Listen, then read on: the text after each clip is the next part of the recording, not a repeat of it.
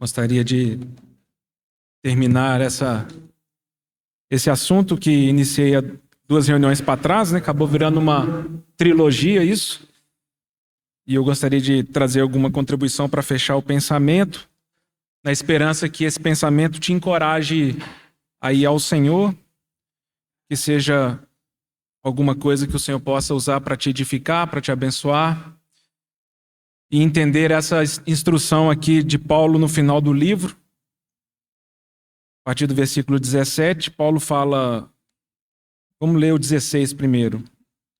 Saudai-vos uns aos outros com ósculo santo, todas as igrejas de Cristo vos saúdam.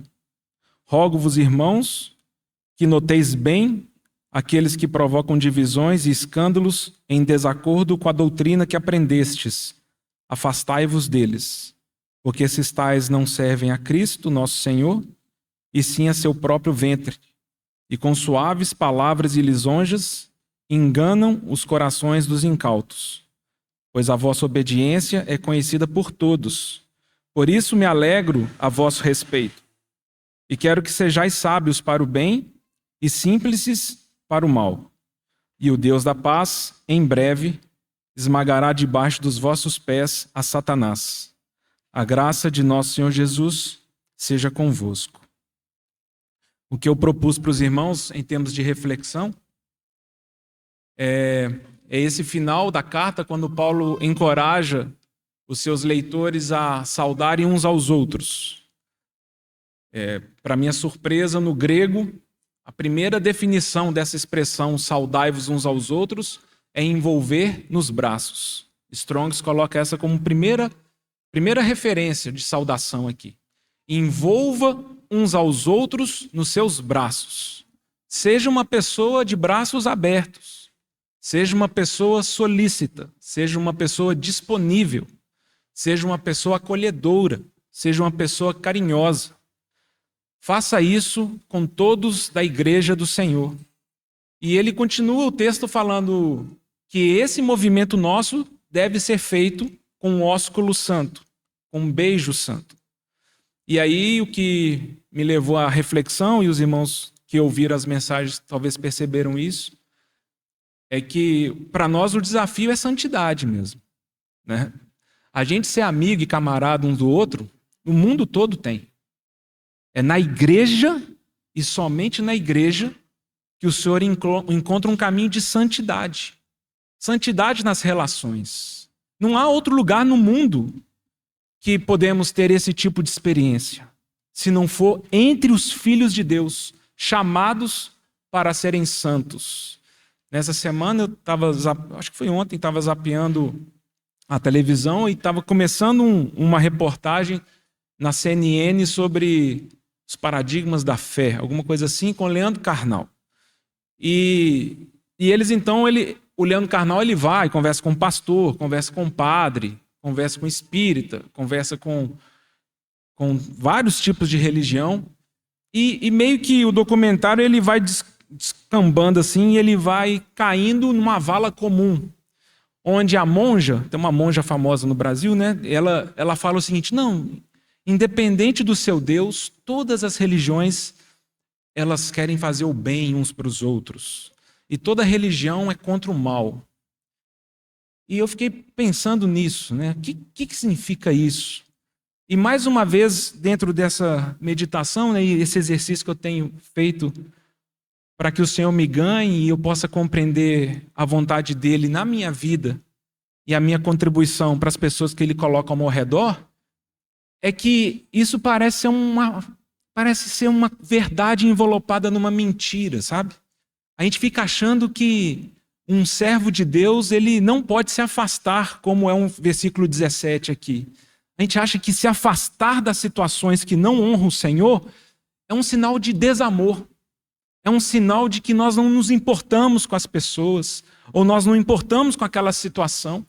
Nós não temos dificuldade de entender os mandamentos do Senhor quando eles se revelam mandamentos propositivos, entre aspas, para o bem. E temos dificuldade quando o Senhor, várias vezes nas Escrituras, esse mesmo Deus da graça e do amor fala: disso aí você tem que se afastar. Isso é para o seu bem. Isso é para o bem da pessoa em que você se afasta em amor. Então, irmãos, percebam, sinais e prodígios e atitudes, entre aspas, benéficas, tem realmente em todo mundo. Todas as religiões fazem. Inclusive no Espiritismo, a ênfase das boas obras é maior do que entre nós. Né? Eu já falei isso muito tempo com os irmãos, eu trabalhei, fui um grande colega de trabalho, porque nós viajávamos muito e dormíamos no mesmo quarto, nos hotéis, né? Um colega de trabalho. Nota 10, como pessoa. Todo sábado ele ia no centro espírita, fazia sopa, distribuía para mendigo, ele era todo atencioso para essas coisas. E quase que, muitas vezes eu observava ele e falei, nossa, eu acho que eu tenho algumas coisas para aprender com ele. Né? Terça-feira nós vimos isso aqui na Reunião de Oração. Termina o livro de Tito, Paulo falando, vocês precisam cuidar dos necessitados, para que vocês não sejam infrutíferos numa vida. Então, nós temos que cuidar dos necessitados. Mas não é isso que diferencia um cristão. Uma comunidade cristã não se diferencia por fazer caridade. Muitos fazem. Nós não diferenciamos porque entregamos sopa. Alguns fazem melhor do que nós. Entregar roupa, agasalho, sinais e prodígios de poderes miraculosos, também não. Satanás faz sinais e prodígios. Os irmãos lembram quando o povo foi sair do Egito? Aqueles magos ali de Faraó fizeram muitos sinais que Moisés fez. Eu já não consigo entender como é que um cajado vira uma serpente. Mas eu sei que meu Deus é todo poderoso para fazer isso. Mas eu não consigo entender como os magos e encantadores também tiveram esse poder. Então, irmãos, nós não podemos ser tão simples em achar que todo sinal, todo milagre que acontece, vem exclusivamente do Senhor Deus. Então, não são obras de caridade que definem a igreja, não são poderes, sinais, prodígios que definem a igreja, inclusive muitos serão enganados pelo anticristo, porque ele chegará nessa terra cheio de poderes e sinais e prodígios. As pessoas seguirão ele. Ele fará coisas que nunca ninguém viu alguém fazer. O que diferencia a igreja do Senhor? Se não é o Espírito Santo de Deus. É sermos cheios do Espírito Santo de Deus. Porque isso é uma coisa exclusiva para o povo de Deus. Propriedade exclusiva de Deus, nação santa. É uma coisa que ninguém, nenhuma comunidade, tribo, povo dessa terra poderá testemunhar de Deus, porque eles não têm o Espírito Santo. Eles não vivem para a glória de Jesus Cristo. Então, a nossa estruturação, ela não pode ser orientada para as coisas externas. Primeiramente, é urgente que você e eu busquemos um caminho de consagração ao Senhor e de santidade, irmãos. É urgente. Nós vamos jogar nossa história, nossa fé, nós vamos jogar aquilo que o Senhor deseja fazer de nós, se nós não formos enchidos com o Espírito Santo. Porque é o Espírito Santo de Deus que nos dará capacitação para lidarmos com todas as situações. E isso não significa que os resultados serão positivos aos olhos humanos. Ontem eu estava falando isso com um irmão. O Senhor Jesus, o verbo da vida, o Deus encarnado. Muitos rejeitaram a sua palavra, inclusive crucificaram ele. Não quiseram ter parte com o convite dele de pertencer ao seu reino. Os irmãos lembram do texto que nós lemos há 2 domingos para trás? Não é difícil de entender isso. O Senhor fala, são cegos de cegos, deixai-os. São hipócritas, são sepulcros caiados. Eles não precisam de Deus. Eles não precisam do Espírito Santo.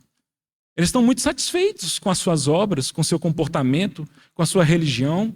Eles estão muito satisfeitos com os ritos que eles estabeleceram. A espiritualidade sem Espírito Santo. Então, irmãos, quando nós meditamos sobre o nosso beijo santo, nós precisamos ter o nosso coração enchido de temor. Porque toda vez que nós nos aproximamos uns dos outros como igreja, como povo santo de Deus, se nós não temos buscado individualmente um caminho de separação, de santidade, de sermos enchidos com o Espírito Santo, que contribuição você pode fazer?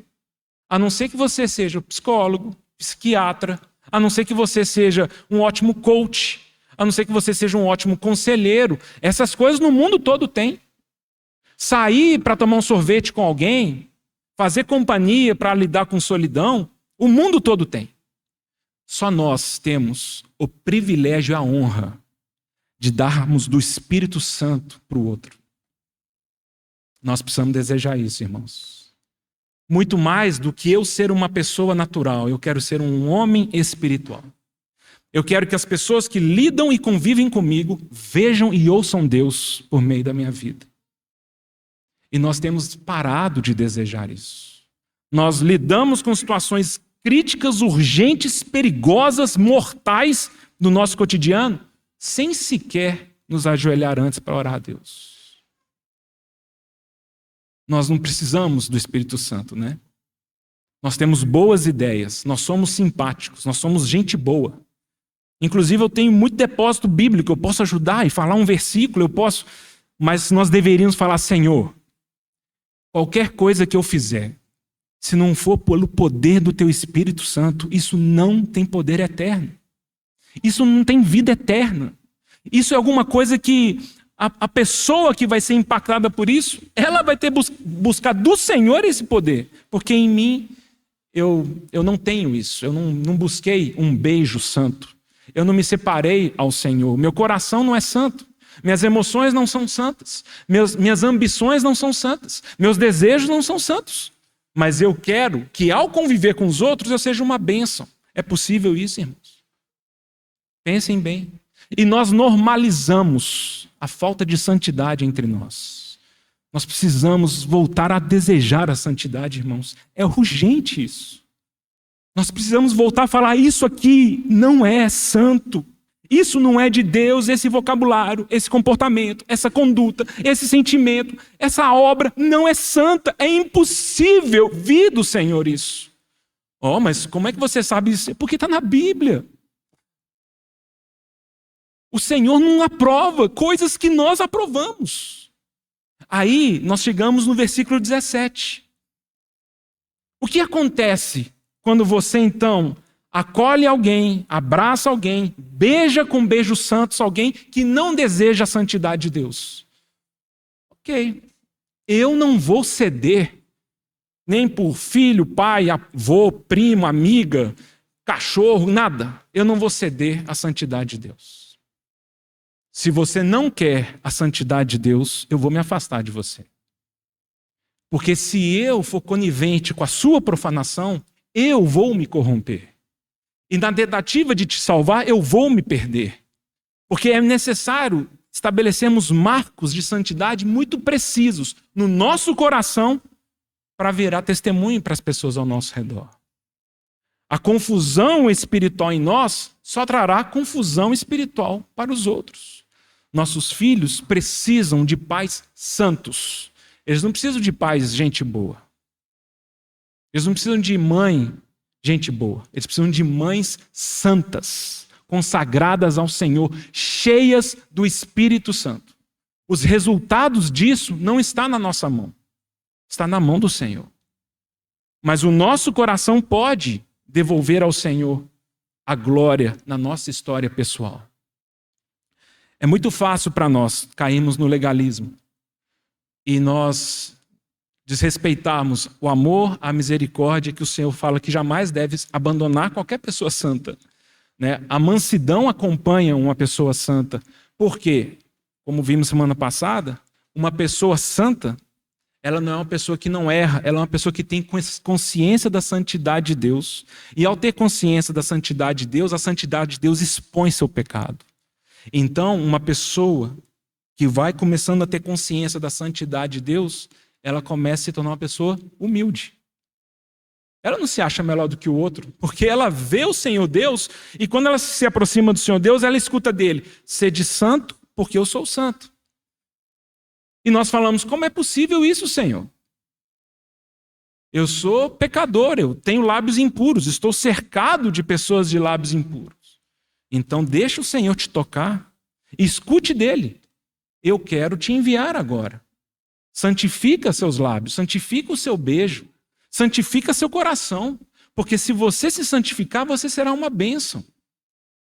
Uma bênção no meu propósito, uma bênção para o meu reino. E nessa manhã, eu gostaria de convidar os irmãos ao lermos a história de Paulo se despedindo dos presbíteros em Éfeso, tentar buscar algumas lições, algumas notas que nós podemos usar como encorajamento para as nossas relações. Então isso está em Atos capítulo 20.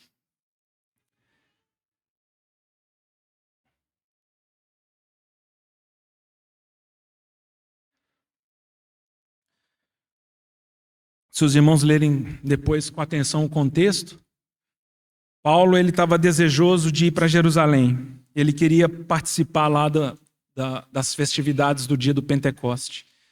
E pelo cálculo dele, ele achava que não daria tempo dele passar em Corinto, ele passar em Éfeso, para falar com os presbíteros de Éfeso. Mas alguma coisa estava muito forte no coração de Paulo. Paulo, ele fala, eu não vou conseguir passar em Éfeso, mas eu gostaria muito de conversar com esses irmãos. E ele então manda um mensageiro, envia alguém para chamar os presbíteros de Éfeso para encontrarem com ele em Mileto. Ainda na praia. Ele desceu do navio ali, ele tinha alguma coisa no seu coração que ele gostaria de falar com esses irmãos. E aí nós temos essa bonita história aqui em Atos 20. Só mais uma palavra de oração. Senhor, nós te agradecemos porque não estamos sós. Teu Espírito Santo trabalha e trabalha muito. E trabalha com poder. O Teu Espírito Santo deseja nos conduzir a toda a verdade, realidade. Teu Espírito Santo deseja nos transformar e nos levar à semelhança da pessoa do nosso amado Senhor Jesus. E nós estamos aqui nessa expectativa de que ao abrirmos Tua palavra, o Senhor possa falar aos nossos corações, Senhor. Fala aos nossos corações, dá-nos um coração ensinável, dá-nos um coração disponível nas Tuas mãos para sermos modelados conforme a Tua vontade. Senhor, prevaleça contra todos os Teus inimigos. Caiam por terra, Senhor, todos os Teus inimigos. E que a Tua vontade, Senhor, prevaleça dentro dos nossos corações e na nossa experiência como igreja, Senhor. É o que nós te pedimos em nome do Senhor Jesus. Aqui no capítulo 20 de Atos, versículo 17.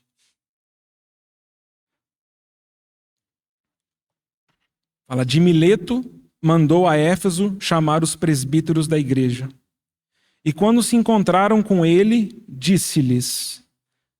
Então Paulo começa a falar, vós bem sabeis como foi que me conduzi entre vós em todo o tempo, desde o primeiro dia em que entrei na Ásia, servindo ao Senhor com toda a humildade, lágrimas e provações que pelas ciladas dos judeus me sobrevieram.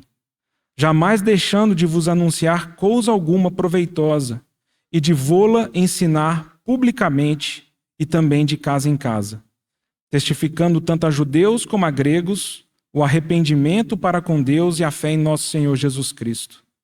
E agora, constrangido em meu espírito, vou para Jerusalém, não sabendo o que ali me acontecerá, senão que o Espírito Santo, de cidade em cidade, me assegura que me esperam cadeias e tribulações. Porém, nada considero a vida preciosa para mim mesmo, contanto que complete a minha carreira e o ministério que recebi do Senhor Jesus para testemunhar o evangelho da graça de Deus. Pensando nesse processo de nós nos abraçarmos e nos beijarmos, como termina essa história, penso que um dos exercícios do beijo santo, uma das maneiras fáceis de nós olharmos para a nossa vida e percebemos se temos andado num caminho adequado ou não diante do Senhor, é podermos falar uns para os outros o que Paulo falou para os presbíteros em Éfeso. Eu convivi com vocês, os irmãos vão ver que ele fala 3 anos, eu convivi com vocês por 3 anos, e desde o primeiro dia em que vocês me conheceram, vocês viram qual era o meu procedimento entre vós. Irmãos, realmente nós vivemos dias difíceis, de apostasia em todas as dimensões. E não é tão fácil para nós isso, né? Talvez esse seria um exame interessante para cada um de nós. Você poderia falar isso para os irmãos? Você conhece meu procedimento e pode imitar meu procedimento entre os irmãos. E aí eu não estou falando de ministério, né?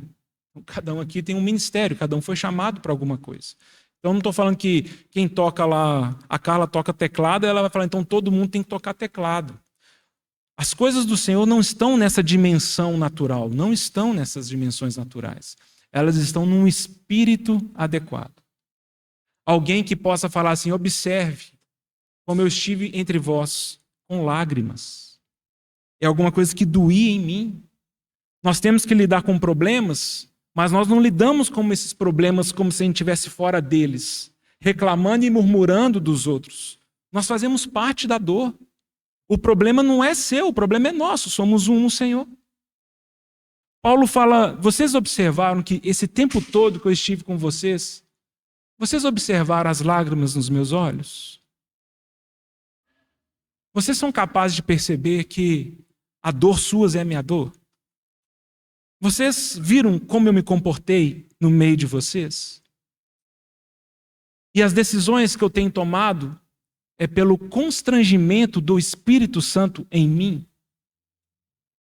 Alguém que não se move pela fama ou pela popularidade ou pelas coisas que as pessoas podem desejar dele, mas ele se move constrangido, movido pelo Espírito Santo dentro dele, que o inclina e o leva para caminhos que para ele muitas vezes é caminho de morte. Paulo ele não fala isso para os Efésios? Eu não sei o que me espera, a não ser que eu tenha absoluta certeza que me esperam cadeias e provações. O Espírito Santo já me falou. A vida de alguém que busca a santidade de Deus, a vida de alguém que anela a separação para ser cheio do Espírito Santo, ela não é uma vida popular. Ela não é uma vida que os outros vão aceitar. Porque, como acontece na nossa própria história, o Espírito Santo, com a sua luz, incomoda aquele que quer viver em pecado. Não é assim? Eu não gosto. Se eu tenho um regime e um jejum inadequado, eu não gostaria nunca que uma nutricionista visse o que eu como. Se eu estou todo endividado, as linhas de crédito estouradas, né, se eu tivesse uma vida financeira destruída, pegando um dinheiro para pagar outra coisa, estourando cartão de crédito, cheque especial, eu jamais gostaria que um gestor financeiro olhasse minhas contas. Se eu usasse drogas, eu ia querer que alguém fizesse um exame de sangue para ver as substâncias dentro de mim? Quem ama e escolhe o caminho do pecado, mas dia menos dia, ele fugirá do Espírito Santo. Não, irmão, eu estou aqui no salão. Não, você pode fugir do Espírito Santo aqui nesse salão. Você e eu podemos ter a proeza, nós podemos ter a capacidade de viver com outros santos sem permitirmos ser tocados pelo Espírito Santo. É por isso que nós devemos nos ombrear e nós devemos reivindicar a santidade de Deus entre nós. Deve ser inegociável. O pecador precisa se arrepender, ou senão ele precisa se afastar. Porque se entre os irmãos não houver uma necessidade, um desejo pela santidade e as coisas santas de Deus, onde encontraremos isso? Paulo fala, eu sei. O que me espera é cadeia. O que me espera é provação. Mas o que eu posso responder a Deus? Estou constrangido. O Espírito Santo está me levando a isso. E pouco importa a minha vida, desde que eu complete a carreira que o Senhor tem para mim. O Senhor precisa ganhar nosso coração, irmãos, porque a nossa maior ambição tem que ser o propósito e a vontade de Deus. É completar nossa carreira individual. Mas, irmão, irmã, você vai cair num descrédito, numa falta de populismo. Você vai cair aqui naquela vala das pessoas. Não me importa. Estou constrangido no meu espírito. Eu não estou preocupado com a minha vida. A minha preocupação é completar a vontade de Deus, é fazer o que Ele espera de mim. Por isso que Paulo, para Timóteo, por exemplo, né, essas últimas 2 cartas pastorais dele, Paulo fala para Timóteo assim: Timóteo, você tem que se tornar padrão dos fiéis, na palavra, no procedimento, no amor, na fé e na pureza. Irmãos, esse tem que ser nosso encorajamento uns com os outros. Irmão, se torna um padrão entre os irmãos. Seja um padrão, fala para as pessoas, fala para mim. Fala, irmão, olha para a minha vida, olha o meu padrão de amor, de fé, de pureza, santidade. Paulo fala isso para Tito: torna-te pessoalmente padrão de boas obras. Seja uma pessoa que possa falar igual Paulo disse para os Efésios. Vocês conhecem a minha vida e vocês veem a minha história. Então essa pergunta ela é uma pergunta importante e ela responde muita coisa para a gente. Se esse salão as pessoas fossem igual você, seria uma comunidade melhor ou pior? Na sua pureza, no seu procedimento, no seu amor, na sua fé, na palavra. Então o Senhor precisa nos dar humildade, não é? Porque às vezes nós entramos numa situação criticando e reclamando dos outros. O Espírito Santo, se nós permitirmos, ele muda tudo e a gente agradece ao Senhor pela vida dos outros. Porque em muitas situações o Senhor me suportou e me carregou por meio da igreja. Paulo fala: vocês me conhecem, vocês viram o meu procedimento. Essa busca para sermos e por sermos exemplo para uns aos outros. Paulo continua o texto, versículo 25, ele fala: agora eu sei que todos vós, em cujo meio passei pregando o reino, não vereis mais o meu rosto. Portanto, eu vos protesto no dia de hoje, que estou limpo do sangue de todos, porque jamais deixei de vos anunciar todo o desígnio de Deus. É interessante a expressão que Paulo usa aqui, né? Eu estou limpo do sangue de todos. Por que eu estou limpo do sangue de todos? Porque eu jamais ocultei a vontade de Deus para vocês. E eu não estou aqui atento e melindrado se você vai aceitar os desígnios de Deus. Não cabe a mim. O que cabe a mim é te revelar todos os desígnios de Deus. Você precisa entender quais são os desígnios de Deus. E Paulo aqui, curiosamente, usa uma expressão que nós temos que talvez nos remeter ao Velho Testamento. Não é? Estou livre, limpo do sangue de todos vocês. Porque eu fui íntegro. Eu não fui parcial na doutrina. Eu não, dependendo da pessoa, eu dourei a pílula. Dependendo da pessoa, eu escondi esse versículo. Dependendo da pessoa, eu ocultei a vontade de Deus. Não. Eu jamais deixei de revelar a vontade de Deus para vocês. Então, de vocês, presbíteros em Éfeso, estou limpo do sangue. Não serei cobrado diante do meu Deus por essa falta de lealdade a Ele. Eu estou limpo desse sangue. E talvez nós tenhamos que lembrar de Ezequiel capítulo 3 e Ezequiel capítulo 33, né, onde no Velho Testamento aparecem essas duas situações, essas duas expressões. Para a gente ganhar tempo, irmãos, depois, se os irmãos tiverem interesse, leiam esses 2 capítulos. Ezequiel 3, Ezequiel 33. Ezequiel 33 é um desses capítulos que eu acho impressionante. Absolutamente impressionante. Porque, vamos pegar o 3 primeiro. No Ezequiel 3, começa o capítulo com o Senhor dando a Ezequiel um rolo da sua palavra. A palavra de Deus é dada ao profeta. Ele come aquilo. Ele absorve aquilo. Aquilo é doce no seu interior. E o Senhor fala: essa palavra que eu estou te dando, você precisa dar à casa de Israel. Existe todo um processo, né, ao longo do capítulo 3. Ele fica 7 dias atônito diante dos seus irmãos. E no versículo 17, o Senhor fala: agora você vai e fala meus desígnios.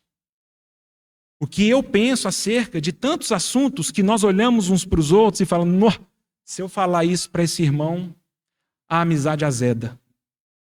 Se eu falar isso para essa irmã, vou entrar na listinha dos difamados. Mas o Senhor fala para Ezequiel: Ezequiel, presta bastante atenção na coisa que eu vou te dizer.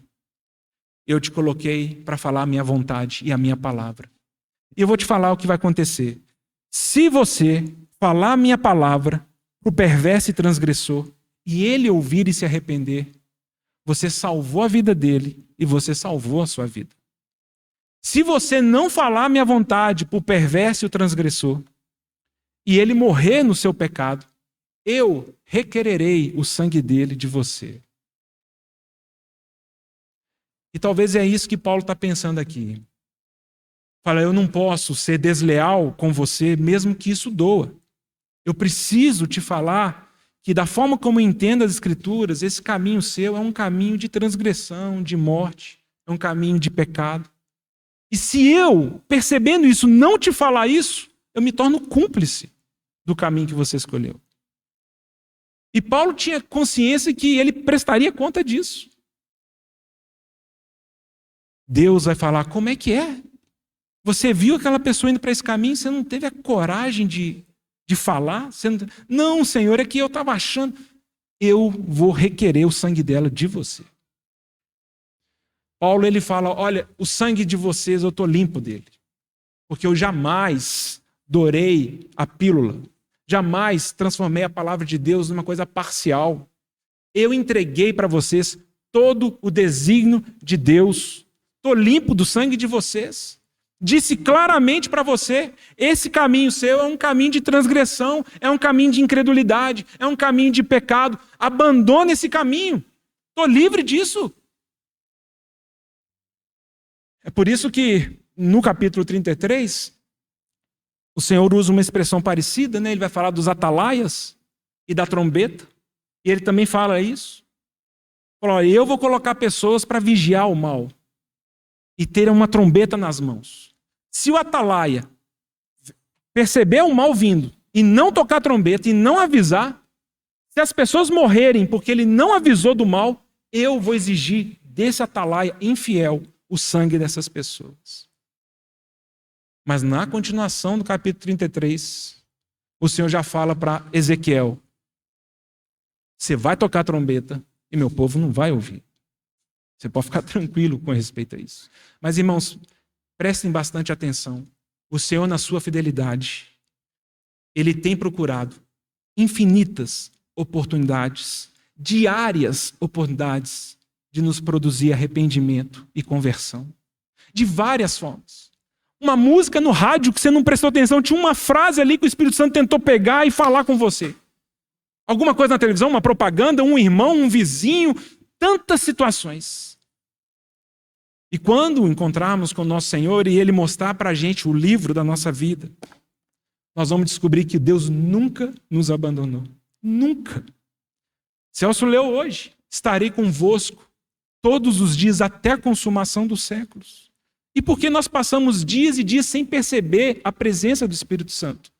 É porque nós estamos nos conectando em outros espíritos. Espíritos de depressão, de morte, de ganância, de dinheiro, de luxúria, de lascívia. Espíritos de maledicência, tantos outros espíritos. E o Espírito Santo tentando falar conosco que nós não ouvimos. E Paulo fala, não apagueis o Espírito. Não apagueis o Espírito. O Senhor deseja falar conosco. E Ele tem usado e Ele deseja usar tantas situações para falar conosco. Na continuação do capítulo, o povo tem coragem de virar para Deus e falar assim, o caminho de Deus não é reto. E o Senhor fala, dizei à casa de Israel, meu caminho é reto. E eu vou julgar todos vocês segundo o meu caminho e não o caminho seus. E termina o livro, o capítulo, com o Senhor falando, Ezequiel, esse povo te escuta. Esse povo até se aproxima de você para ouvir. E de fato, com a sua boca, demonstram ter grande amor por mim. Mas no coração eles só ambicionam lucro. Mas sabe o que vai acontecer com esse povo? Vai chegar um dia que eles vão descobrir que eu tinha dado um profeta para falar da minha vontade a eles. E o Senhor, Ele, na fidelidade dEle, tem desejado nos aproximar dele. É por isso que nesse capítulo 33, o Senhor fala: não tenho prazer na morte do perverso. O meu prazer está na conversão do perverso. Então, converta-se, arrependa-te, volta para minha casa. E aí, eu gostaria de continuar o texto, porque talvez tenha muito a ver justamente com esse ponto. Se o Senhor ele tem levantado pessoas, situações, para revelar sua vontade a nós, aqui no versículo 28, Paulo fala: atendei por vós e por todo o rebanho sobre o qual o Espírito Santo vos constituiu bispos, para pastoreardes a igreja de Deus, a qual ele comprou com seu próprio sangue. Eu sei que depois da minha partida, entre vós penetrarão lobos vorazes que não pouparão o rebanho, e que dentre vós mesmos se levantarão homens falando coisas pervertidas, para arrastar os discípulos atrás deles.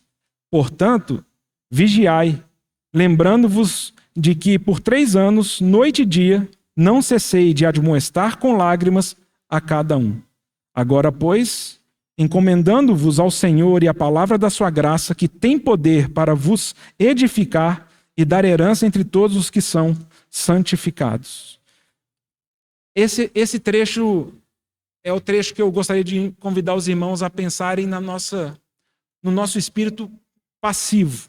Então, tudo que nós estamos lendo aqui é uma atitude ativa, de nós nos abraçarmos e nós nos beijarmos, santificados, trabalhando pelo propósito de Deus, imbuídos, envolvidos com a santidade do Senhor. Mas nesse trecho em especial, eu gostaria de convidar os irmãos a revisarem o seu coração para que sejamos abertos para receber esse tipo de situação. Aqui nós temos essas 2 expressões que Paulo fala: atendei e vigiai. Paulo está falando aqui para os presbíteros em Éfeso. Eu não sei como eles, talvez eles poderiam pensar isso, né? Poxa, Paulo, que palavra é essa para nós? Os irmãos percebem que provavelmente pelo menos 2 sinais proféticos estavam incomodando Paulo aqui. O primeiro é que Paulo tinha clareza que ele nunca mais veria aqueles irmãos. Ele está despedindo deles. Eu sei disso, vocês nunca mais me verão face a face. E outra coisa também que o Senhor impressionou o coração de Paulo é que o Senhor revelou para Paulo que haveria uma corrupção entre esses irmãos. Ele fala: eu sei que entre vós mesmos surgirão lobos que destruirão o rebanho. E cada um deles deveria reagir a isso, né? E cada um deles deveria ter a humildade de atender e vigiar. E entra então um pouco o que nós estávamos falando semana passada, da dura crítica do vaso do oleiro ali de Jeremias, porque o Senhor fala: vocês não mais permitem ser mudados. Vocês não permitem mais ser tocados. Vocês se tornaram um vaso duro. Eu quero mexer com vocês, eu quero transformar vocês, vocês não aceitam. Irmãos, tente fazer depois esse autoexame de tantos anos que nós já cremos no Senhor. Será que nós não deveríamos estar avançando numa intimidade com Ele, numa capacidade de ouvir a voz dEle? Será que não há pecados e vícios na nossa vida que já deveriam ter sido abandonados há muito tempo? Coisas que com o tempo nós já nem nos incomodam mais. Coisas que nós nem oramos diante do Senhor para que Ele nos mude. Mas será que o Senhor não tem levantado pessoas para tentar nos tocar? Para tentar nos tirar desse caminho mau? E é nesse encorajamento que eu gostaria que o irmão e a irmã se atentassem. Se andarmos na luz, mantemos comunhão uns com os outros. É inegociável, irmãos, temos um coração aberto para a comunhão. É inegociável termos um coração aberto para o diálogo santo, o diálogo na palavra de Deus. Não um diálogo para discutirmos opiniões humanas. Não um diálogo para discutirmos situações naturais. É como Paulo fala aqui para os Efésios. Não, a minha questão com vocês é falar dos desígnios de Deus. qualquer irmão, qualquer irmã, que ao entenderem nas Escrituras um desígnio de Deus, que o presbitério, qualquer irmão, está desconsiderando, não é para a gente fazer guerra, é para a gente fazer piquete, ficar falando mal por trás? Ou se não é com lágrimas, com um coração adequado, promover e procurar situações para juntos olharmos isso. Então nós precisamos nos atentar para isso. O beijo precisa ser santo. Muitas situações, talvez você possa estar enxergando as coisas de uma forma mais clara, mas tendo um coração inadequado, as coisas não vão acontecer. Porque é necessário o abraço e o beijo serem santificados por Deus. É necessário que eu e você estejamos abertos para a repreensão. Preferimos os beijos enganosos do que a ferida leal de quem ama. E o Senhor precisa, então, esse é um movimento interno, né? Ninguém tem esse poder de fazer isso por fora. É por isso que em Tito, lemos isso na terça também, por isso que Paulo fala, Tito, quando você repreende alguém 2, 3 vezes e esse homem faccioso não te ouve, deixai-o. Ele mesmo se condenou. Irmãos, é Bíblia. E se nós não tivermos a capacidade de obedecer às Escrituras, nós estamos trazendo para nós mesmos condenação. É difícil para nós, às vezes, lidarmos com a disciplina dos nossos filhos. Filhos e filhas que se afastaram do Senhor, que têm um cristianismo nominal, mas que voluntariamente desobedecem a essas Escrituras. É natural uma mãe, um pai quererem diminuir o estresse da situação. É natural eles tentarem... Não, é muito natural eu tentar negociar com meu filho. Filho, tá bom, você quer jogar bola sábado? Então vai na reunião de oração terça. Né? E a gente fica pensando assim, não, vamos tentar negociar, né? Por que você não ora num domingo de manhã? Mas não é isso, irmãos. Se o João ou eu, ou qualquer um de nós, não buscar uma realidade no Senhor, as coisas por fora, a aparência exterior, é o que menos deveria nos preocupar, menos a aceitação social, né? E nós atrapalhamos nossos filhos muitas vezes. Filhos que escolhem um caminho de mornidão e nós tentamos abafar isso. O Senhor Jesus fala lá, Laodiceia, eu preferiria que você fosse frio do que morno. Porque a mornidão nos confunde. Um filho, uma filha que estão em pecado, que não querem servir ao Senhor, a gente vai pedir para eles orarem na hora do almoço? Que sinal é esse que eu estou dando para eles? Não, vamos ler um texto. Irmãos, eu tenho para mim, pegando aqui a parábola do filho pródigo, e muitos de nós, né, sabendo que nosso filho está no fundo do poço comendo comida de porco, a gente ia pedir para um servo fazer uma marmitinha e levar lá para ele. Leva a marmitinha lá para meu filho, está comendo comida de porco, coitado dele. Não. Nós precisamos estar na casa de Deus, dando referência de santidade. Sabe por quê? Porque quando essa pessoa se arrepender, ela volta para a casa de Deus. Ela conhece os valores da casa de Deus. Esses valores são inegociados. O pai não abriu mão dos seus valores. Você quer ir embora? Pode ir. Mas é tão bonita, né, a parábola? Porque quando esse filho volta, esse pai corre em sua direção, o abraça e o beija. Troca suas vestes e coloca sandália nos seus pés. Coloca anel nos seus dedos. Então nós percebemos um pai com o coração preparado para receber um filho arrependido. Mas não um pai parcial tentando ser mais amoroso que o próprio Deus.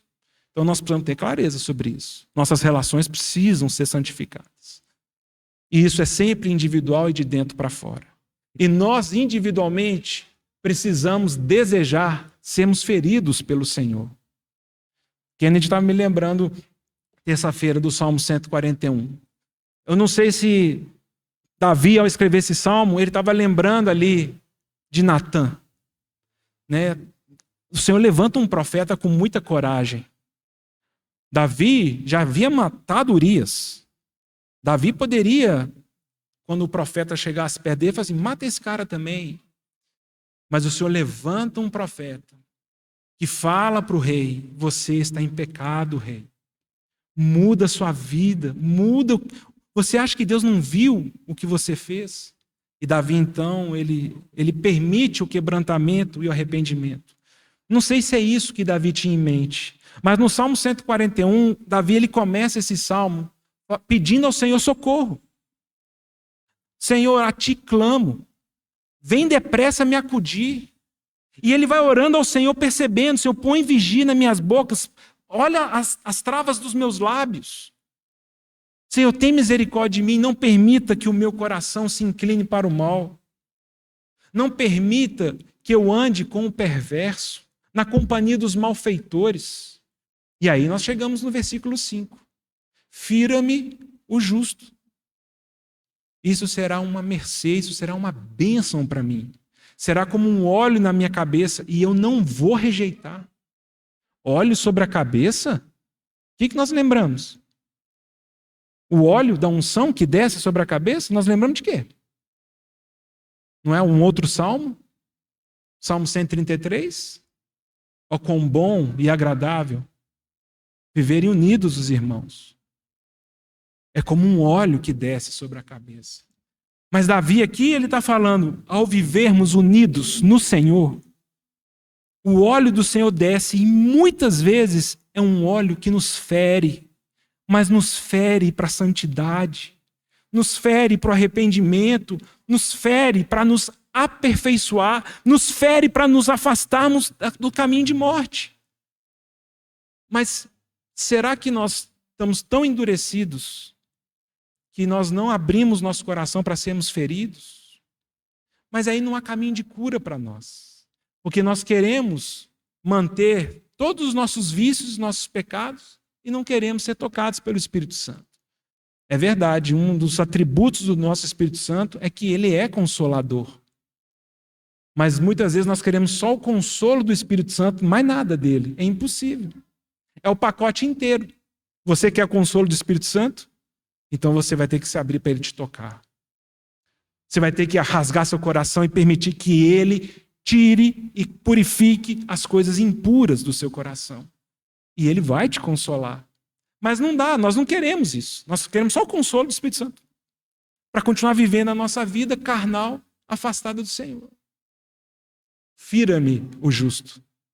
Isso será uma bênção para mim. Que o Senhor nos dê um coração desse, irmãos. Atentai, atendei e vigiai. E a gente tem essa humildade. Né? Nem tudo que se falam conosco, né, significa que eles estão certos. Uma pessoa pode, inclusive, nos corrigir ou fazer uma observação e faltou a essa pessoa informações para tomar essa conclusão. Mas jamais o nosso coração deve se fechar para ouvir crítica alguma, observação alguma. Jamais. Porque na humildade de Davi, no versículo 8 desse capítulo, 141, ele fala: Senhor, eu coloco os meus olhos em ti, eu em ti confio. Então Davi entendia que no Senhor há um caminho de tratamento, há um caminho de feridas, mas são feridas leais, feitas por pessoas que te amam em Cristo Jesus. Muito importante nós abrirmos nosso coração para isso. Muitos de nós nos fechamos para o tratamento, para as feridas leais de quem nos ama.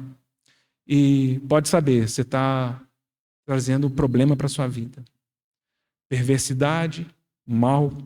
Você está se afastando daquilo que o Senhor usa como instrumento para nos mudar. Hebreus 12. O Senhor nos disciplina para que nós nos tornemos participantes da sua santidade. Então, em muitas situações da nossa vida, fazemos coisas que não são santas. E o Senhor levanta pessoas para falar: isso não é santo. Eu estou te disciplinando para que você participe das coisas santas de Deus. Que o Senhor nos dê um coração ensinável, desejoso. Que nós mudemos a forma de enxergarmos nossas relações. Na comunhão dos santos, há um caminho de derramar óleo sobre a nossa vida. E de muitas coisas que esse óleo faz, uma delas é nos tratar mesmo. E tem que ser assim, né? Anos e anos andando juntos, sem ninguém nos tratar, de duas uma: ou eu sou perfeito, ou as pessoas se emudeceram e também faltam a eles santidade. Irmãos, amemos a santidade de Deus, desejemos a santidade de Deus. Que seja um ambiente aqui constrangedor nesse sentido para nós, que nós falemos, não é possível. Eu não posso entrar numa reunião de oração, num partir do pão, num estudo da palavra, numa reunião nos lares, numa reunião das irmãs, numa reunião dos jovens. Inclusive, como Paulo fala aos Coríntios, reunindo para pior. Porque vós sois carnais. É por isso que vocês se encontram para pior. Que o Senhor tenha misericórdia de nós. Eu gostaria muito de ficar livre do sangue de todos vocês, e eu gostaria que vocês tivessem o mesmo sentimento para comigo. Então nós precisamos buscar um caminho de diálogo respeitoso, nós precisamos buscar um caminho de santidade e um desejo de nós edificarmos e abençoarmos uns aos outros. Terminando aqui a história,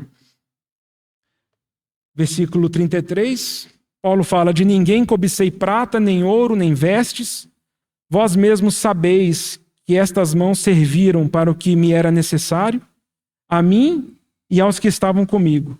Tenho-vos mostrado em tudo que, trabalhando assim, é mister socorrer aos necessitados e recordar as palavras do próprio Senhor Jesus, mas bem-aventurado é dar do que receber. Mais uma vez, irmãos, uma pessoa cheia do Espírito Santo é uma pessoa que dá. É uma pessoa que não busca seus interesses pessoais. Paulo fala: vocês viram o meu comportamento entre vocês. Nunca cobicei nada de vocês. Nunca. Não cobicei aplausos, prestígio, não cobicei reconhecimento, não cobicei o dinheiro de vocês, não cobicei o café da sua casa. Nada disso. Sabe por quê? Paulo fala: a maior bênção que nós podemos ter é dar. Mais bem-aventurado aquele que dá do que aquele que recebe. E é assim que uma comunidade, ela é bem-aventurada. É assim que uma comunidade, ela se encharca da graça de Deus. Quando cada um de nós, ao invés de falar o que você pode me dar, entende o que eu posso dar. Porque a maior bênção que podemos ter é no dar e não é no receber. E essa matemática que todos nós sabemos, no dia a dia nós não fazemos essa conta. E é por isso que nos falta poder espiritual, é por isso que nos falta graça, é por isso que nos falta discernimento, é por isso que nos falta sabedoria, porque nós estamos preocupados só em receber. Eu quero ser o pedido de oração, eu quero ser o visitado, eu quero ser o ouvido, eu quero ser... E na igreja, somos chamados a abraçar e beijar uns aos outros. Só que esse sentimento de o que você pode me dar, ele é um sentimento que é contrário à mente de Cristo. E se é contrário à mente de Cristo, não é um caminho que o Espírito Santo deseja a nós. O Senhor fala assim: você quer ser o maior? Então seja o que serve. E nós não estamos entendendo isso. Se você e eu entendêssemos isso, Senhor, eu quero ser cheio do Teu Espírito Santo. Eu quero ser bem-aventurado. Eu quero ser uma pessoa que transborda de vida. Ah, é? É. Então dá. Dá seu tempo, dá seu dinheiro, dá seu sorriso, dá seu abraço, dá seu beijo. Dá. E ao dar, você será abençoado. Nós vivemos numa lógica inversa, né? O mundo, nós entendemos que o abençoado é o que retém. No reino de Deus, o abençoado é o que dá. Então, quando nós nos reunimos para orar pelos outros, você vai ser o mais abençoado. Creia nisso. Quando você faz um movimento de se dar. Quando você fala: não, eu não quero cobiçar nada, irmãos. Eu só quero que Cristo reine entre nós. Isso transforma a nossa vida. Isso transforma nossas relações. Isso transforma nossos laços de afeição. Nossos afetos. Quando nós estamos preocupados e interessados para que Cristo se manifeste entre nós. E para terminar, versículo 36, Paulo fala: tendo dito estas coisas, ajoelhando-se, orou com todos eles. Então houve grande pranto entre todos, e abraçando afetuosamente a Paulo, o beijavam. Entristecidos especialmente pela palavra que ele dissera, que não mais veriam o seu rosto. Duas coisas, irmãos, que eu gostaria de terminar essa reflexão. Então todos os irmãos entenderam? Paulo chama os presbíteros, conversa com eles. Não fala coisas muito agradáveis, irmãos. Entre vós mesmos, alguns de vocês virarão lobos. Vocês vão destruir vidas de pessoas. E é interessante, né? Paulo ele não fala assim, então vamos acabar com o presbitério. Então vamos... Não. Não, porque os princípios da casa de Deus, elas não mudam. O que Paulo está falando é para cada um. Encomende a sua vida à graça de Deus. Você tem que responder por você. E Paulo ele fala isso, eles juntos se ajoelham na praia. Então o barco de Paulo está ali. Ó. Ele está precisando ir embora. Eles se ajoelham juntos e oram. E isso é mais uma coisa embaraçosa para nós, mas nós deveríamos nos encorajar. Toda situação difícil de comunicação, toda situação difícil de relacionamento, talvez nós deveríamos falar assim, vamos ajoelhar e orar junto? Há um caminho do Senhor nessa manifestação de vamos ajoelhar, vamos orar, vamos nos abraçar e nos beijar em Cristo. E vamos permitir que o Espírito Santo, então, reorganize e defina as coisas como elas devem ser. E nós muitas vezes jogamos nossas frustrações, nossa falta de santidade, consagração, e nós realmente nos tornamos lobos entre os irmãos. As duas coisas que eu queria dizer para os irmãos, a primeira é essa. Se os irmãos lerem com atenção ali, o Senhor Deus ele fez um investimento muito forte na igreja em Éfeso, né? Éfeso é uma igreja muito especial nas Escrituras aqui. Começa essa história em Atos 18, já falando que Apolo foi em Éfeso, Priscila e Áquila moravam lá. O Senhor começou a produzir discípulos, mas é só na terceira viagem missionária de Paulo que Paulo vai para Éfeso. E quando chegamos em Atos 19, nós percebemos, como o próprio Lucas escreve, e é uma expressão tão interessante, ele fala assim... E o Senhor fazia milagres extraordinários em Éfeso. Para mim, milagre já é extraordinário. Mas o que Lucas está falando, não. Era mais do que os milagres ordinários. Eram milagres extraordinários. A gente não via isso em outras cidades. A gente não via essas situações. E Lucas vai dizer, sabe o que estava acontecendo em Éfeso? As pessoas iam lá na casa de Paulo, pegavam seu lenço, seus aventais, suas roupas pessoais, levavam para as pessoas. E quando pegavam esses lenços e aventais, os espíritos fugiam, os enfermos eram curados, as pessoas temiam o Senhor. Milagres extraordinários. Sabe o que foi acontecendo na cidade? As pessoas voltaram publicamente acusando seus pecados. Não há nada mais lindo do que um coração quebrantado, do que alguém que tem consciência dos seus pecados. E pede, e reconhece essas coisas. E na descrição de Lucas fala que eles vinham chorando. Eu pequei, eu errei. Era uma cidade muito, muito mística, os irmãos lembram da grande Diana? Os que eram convertidos pegavam seus livros, seus materiais de encantamento e jogaram numa fogueira e começaram a queimar tudo isso. Lucas fala que eles calcularam mais de 50 mil denários jogados no fogo. Fiz essa conta rápida hoje de manhã. 50 mil denários. Denário é o salário de um dia.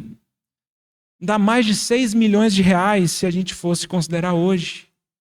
Sabe por quê, irmãos? Uma pessoa cheia do Espírito Santo, ela se liberta da opressão maligna. É impossível o Espírito Santo se submeter a um espírito imundo dentro do seu coração. Ele vai prevalecer. Maior é aquele que está em nós do que aquele que está no mundo. Uma pessoa cheia do Espírito Santo, ela reconhece os seus pecados. Uma pessoa cheia do Espírito Santo não faz a conta das riquezas desse mundo. Joga tudo fora. E é tão bonito porque vai dizendo que a palavra do Senhor prevalecia na cidade. E as pessoas foram crendo e foram sendo salvas. Vemos ao longo do Novo Testamento a carta aos Efésios que Paulo escreve, né, considerada uma carta, né, os jovens estão estudando, uma carta tão preciosa, onde se fala do poder do Cristo, das coisas celestiais, das coisas espirituais. Nós temos Paulo ali em 1 Timóteo nos revelando que ele rogou a Timóteo permanecer em Éfeso. Não vá embora de Éfeso, fica em Éfeso. abençoa e ajuda esses irmãos, e nós já começamos a perceber que eles estavam tendo desafios. Porque Paulo escreve para Timóteo e fala: Timóteo, fica firme, que ninguém despreze a tua mocidade, você prevaleça entre eles, coloque em ordem as coisas. E ele vai falar sobre o que fazer para repreender os homens idosos, as mulheres idosas, as viúvas, as pessoas que estavam abandonando a fé. Ele vai falar: cuidado, não aceita denúncia contra presbítero sem ser 2 ou 3 testemunhas. Ou seja, talvez Paulo está sabendo que estava tendo falação e pessoal falando mal da liderança e falando mal do presbitério. E Paulo fala: não, tem que investigar, tem que olhar. E caso haja problema, repreende na presença dos outros. Paulo estava tentando ajudar, mas a igreja já não estava assim, né? Aquela coisa. Pela história, também os historiadores, a tradição diz que João, o apóstolo, morou em Éfeso, inclusive ele morreu em Éfeso, e nós vemos essa cidade, essa igreja dessa cidade, então, com tantas situações e oportunidades da parte de Deus. Paulo está falando com esses presbíteros: vigia, atente-se. Só que nós temos uma última carta aos Efésios, né, em Apocalipse 2, escrita pelo próprio Senhor, 30 anos depois. E eu não sei se essa igreja, ela então, ao longo dos anos, ela guardou muito no coração deles essa questão dos falsos apóstolos, da falsa doutrina, né? Porque quando o Senhor Jesus, ele escreve essa carta aos Efésios, em Apocalipse 2, ele vai dizer: vocês provaram pessoas falsas, e elas eram falsos apóstolos mesmo, vocês estão certos nisso. Eu conheço a doutrina suas, a perseverança, eu conheço o labor de vocês. Mas foi chegando no final do 1º século, talvez uma das expressões mais duras das 7 igrejas é o Senhor Jesus dizendo para elas: se vocês não se arrependerem, eu vou remover o candeeiro, o testemunho, a expressão. Eu vou remover isso de vocês. Então a primeira coisa que eu queria dizer para os irmãos é que nós somos chamados para abraçar e beijar uns aos outros, sem termos garantia que essas coisas vão dar certo. Não está na nossa mão.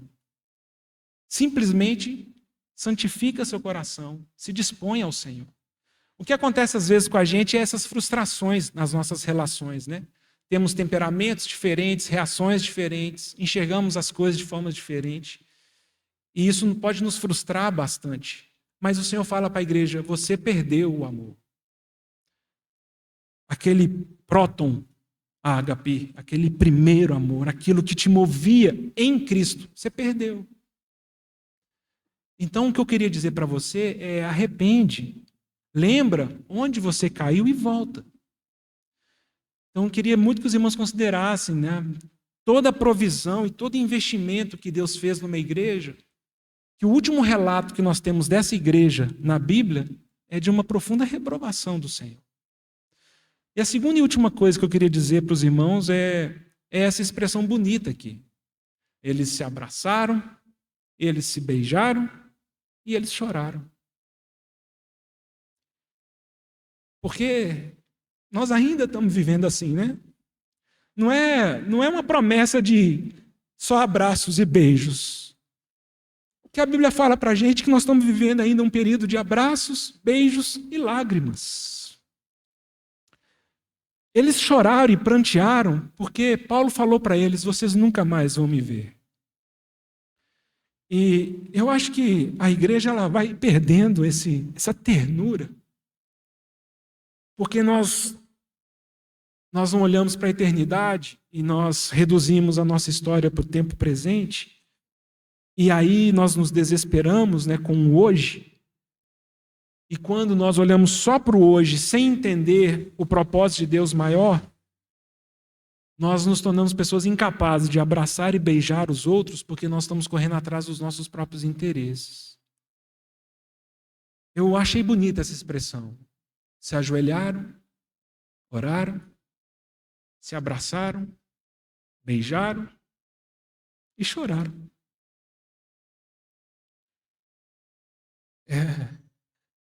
Da mesma forma que Paulo fala para eles: vocês não vão me ver. Às vezes nós vamos ouvir do médico: você está com câncer.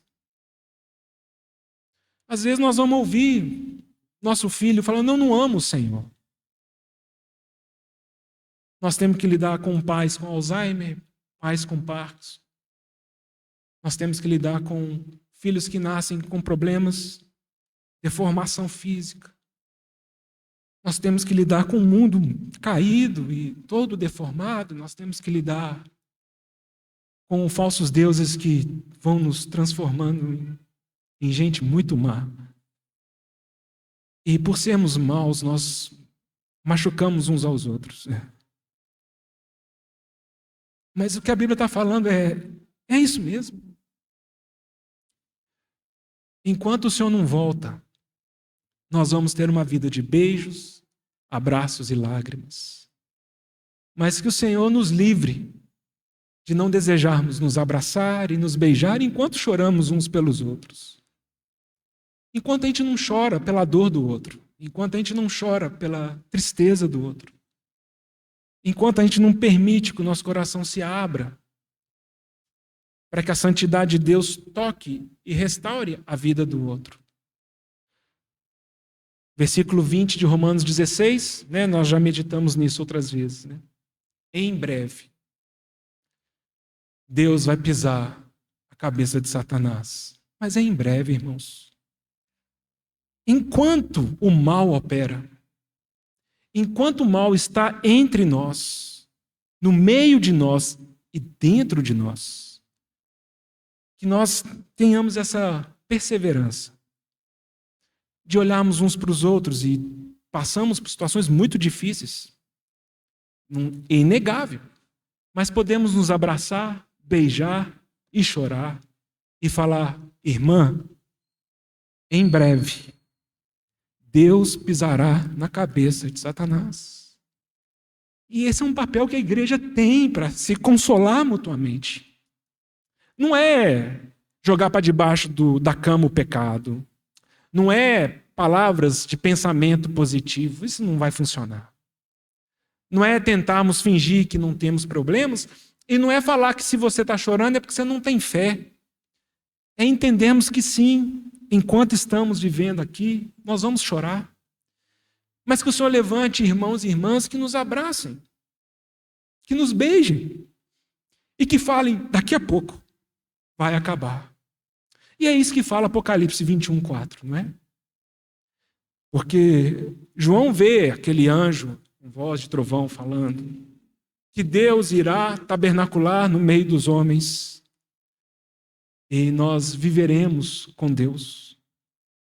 E aí enxugará dos nossos olhos toda lágrima, todo pranto. Não haverá mais dor, não haverá mais luto. Acabou. Teremos só abraços e beijos. Mas no tempo de hoje ainda temos lágrimas. Mas que o Senhor nos dê um coração adequado para lidar com essas coisas. Qual é o sentido de nós, como igreja do Senhor, não nos abraçarmos e não nos beijarmos em santidade? Se nossa relação não for santa, procura outros amigos. Tem pessoas melhores do que eu lá fora. Mas se nós quisermos buscar o Senhor juntos, tendo a palavra de Deus entre nós, esse é o convite que eu faço a você e eu gostaria que você fizesse a mim. Irmão, vamos prosseguir, nos abraçando, nos beijando, chorando juntos, até o dia que o Senhor termine com toda lágrima. Até o dia que Satanás seja completamente destruído. Apocalipse 22, versículo 20. O Senhor Jesus fala para a sua igreja: aquele que dá testemunho dessas coisas diz: certamente venho sem demora. Ele está dizendo: daqui a pouco a sua lágrima acaba. Daqui a pouco esse período termina. E aqueles que então aguardam e entendem que esse tempo vai acabar e tem que acabar, esperam do Senhor, fala o quê? É assim que termina as Escrituras. O Senhor fala: certamente venho sem demora. A igreja fala: amém. Vem, Senhor Jesus. Que o Senhor nos dê esse caminho, irmãos, de nós aprendermos a nos ajoelharmos juntos, orarmos juntos e juntos abraçados falarmos: vem, Senhor Jesus.